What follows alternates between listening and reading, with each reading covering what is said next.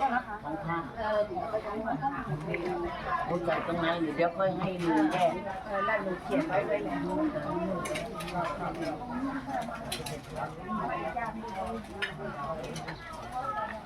เขียน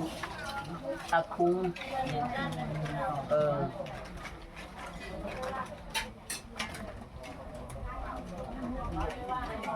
ไก่เอากุ้งอะไรวะสุกในไก่แช่อึ้งในไก่แช่อึ้งเนี่ยกุ้งไ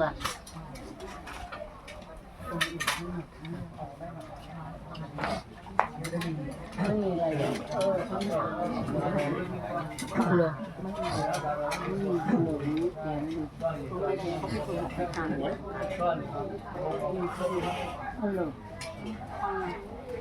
ท่านจะฉัน